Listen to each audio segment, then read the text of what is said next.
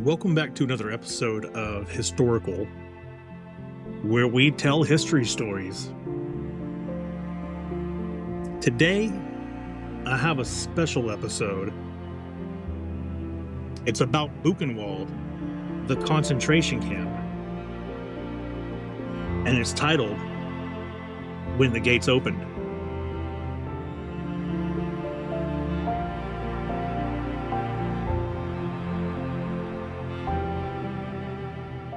Let me tell you something.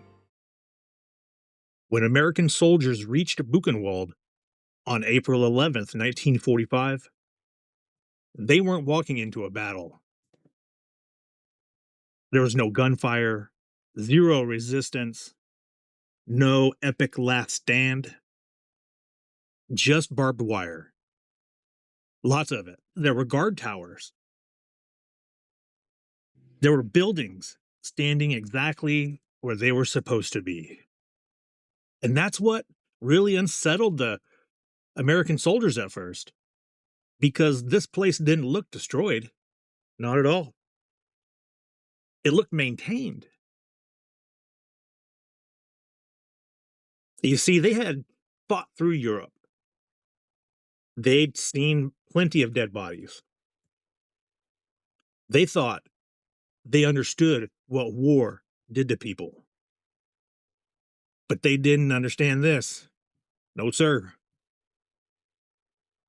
Inside the barracks were men who didn't look alive anymore.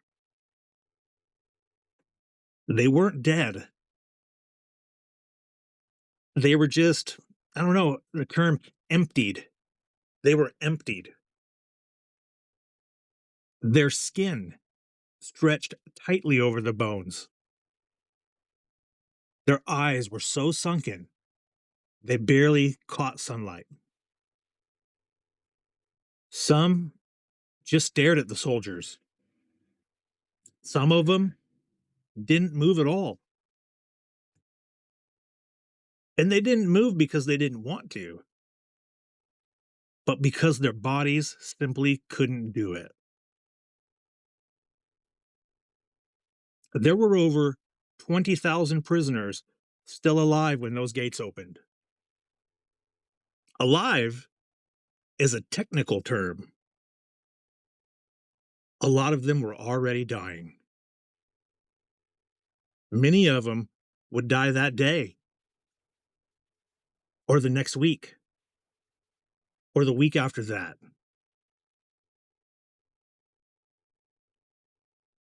People sometimes say, well, Buchenwald wasn't an extermination camp.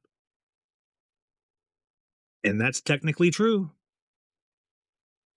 But let me say this clearly. That distinction mattered to historians. But that distinction did not matter to the people who are buried there. Not at all. You see, Buchenwald was designed for attrition. A slow death. Not to kill you quickly, but to wear you down until your body gave up on its own. You see, that's kind of the psychology around it.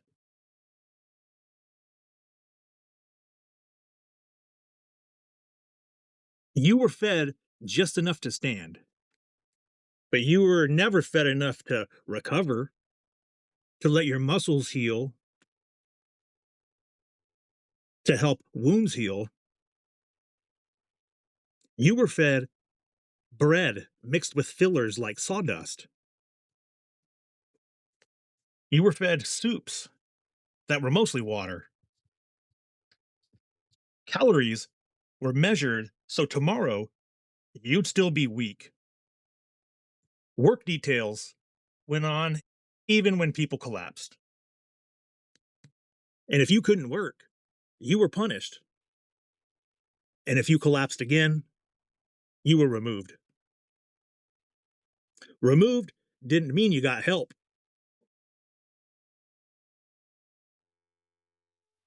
Removed meant you were removed from the earth.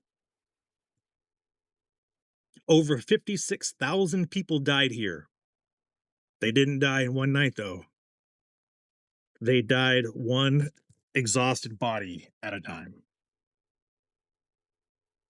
Here's the part people don't like to sit with. The men who ran Buchenwald, they didn't look like monsters. They looked like normal people. They had routines, work shifts, paperwork they had to do every shift. They ate well. They laughed. Some had families waiting for them at home. Cruelty isn't always rage, especially there. Most days, it was just habit. Beatings became normal. Punishments became pure entertainment. Public hangings weren't just about killing someone, they were about teaching everyone else who was watching what silence looked like. Buchenwald was built near Weimar. Weimar is a city known for philosophy, known for its art, culture. You see, Buchenwald didn't happen in some faraway, strange land. It happened close enough for people to smell it. They could smell the sickness, they could smell the disease. They heard rumors. They even saw train transports coming in and out. And most of them in Weimar chose comfort. You see, comfort isn't neutral, comfort is a decision. As Allied forces approached Buchenwald, the system started to crack. Guards were on the run, uniforms disappeared, insignias got hidden all of a sudden. Nobody wanted to see it or wear it. Men who had had absolute power, they suddenly wanted to be invisible. But survivors remembered faces. They remembered voices, habits, and something happened that changed everything. There was a photograph taken after liberation. You've probably seen it. A survivor stands there with his arm out pointing. It's actually the thumbnail for this podcast episode. The gesture of pointing matters. It's symbolism. Because for years, prisoners weren't allowed to accuse anyone. Now, they weren't screaming. They weren't begging. They were identifying. That one. Oh, and that one over there, too. And that one. And this one over there. He used to beat us relentlessly, day after day. Imagine what it took to stand upright after months of starvation. Imagine pointing at someone who once controlled whether you lived another hour or not. This wasn't revenge. This was truth coming back into the room. Truth was coming back. You know, the American doctors just simply were not ready for what they were dealing with, what they saw. You can train for wounds. You can train for trauma. You cannot train for starvation like this. As I mentioned earlier, some prisoners died after liberation because their bodies couldn't process food anymore. Their body had forgotten how to process food. Think about that. Soldiers wept and cried. Some of them couldn't speak for days.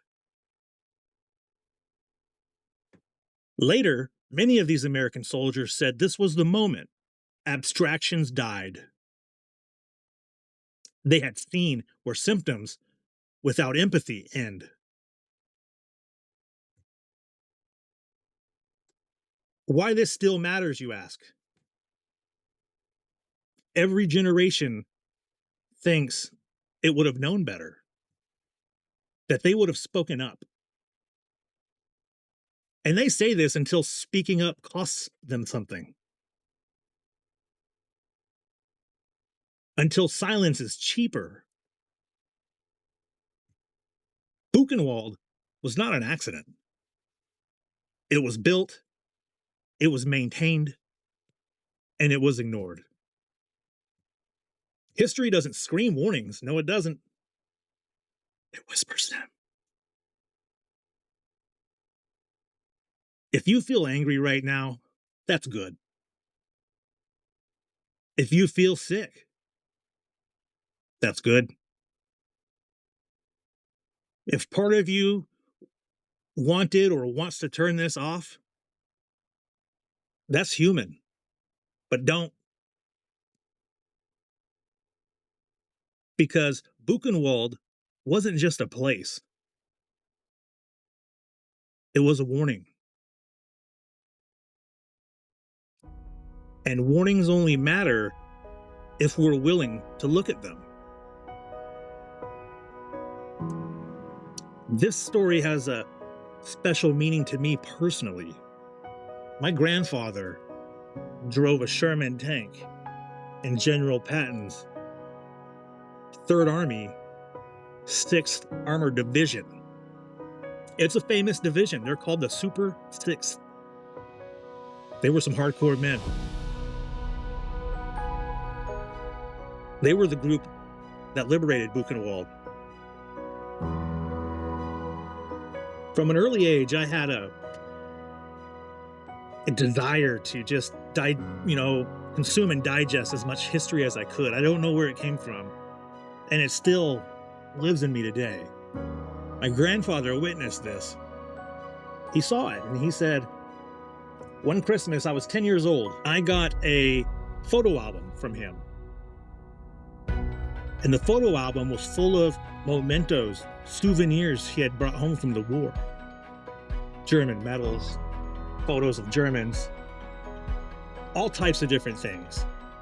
I've got daggers, Nazi things, all types of stuff. And the most impressive thing that was in there was authentic photographs from April 1945 of Buchenwald. The photographs had bodies stacked up in furnaces. It had bodies stacked up everywhere. Authentic photographs that showed these people walking around. And this is 1945. I was given the pictures in 1989. They're not fakes. They're not AI. They're real historical documentation of what happened. And that's why I have zero doubt these things happened. None whatsoever. I have the proof still in my possession today.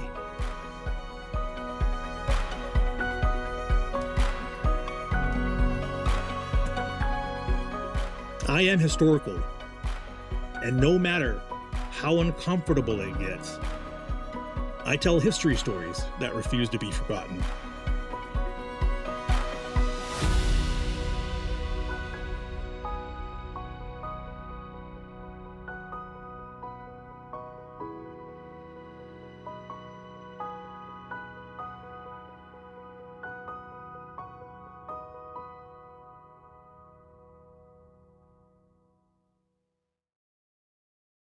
I wanted to add before I go one important thing.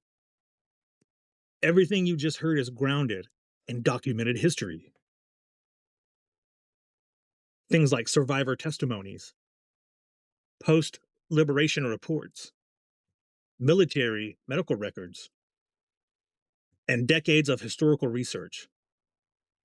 This episode draws on firsthand accounts from survivors of Buchenwald concentration camp, U.S. liberation, Army reports from April 1945, and established scholarship on the maps, morality, and administration of the camp structure. If this episode stayed with you, and if part of you feels unsettled, angry, or compelled to understand more, I've made the sources available. You'll find a full list of references, recommended readings, and archival material in the show notes and on my link tree under sources and methodology. There's no speculation, no dramatization for effect, just history documented and accountable. Because memory without truth is fragile, and truth without sources doesn't last. I want to thank you for listening.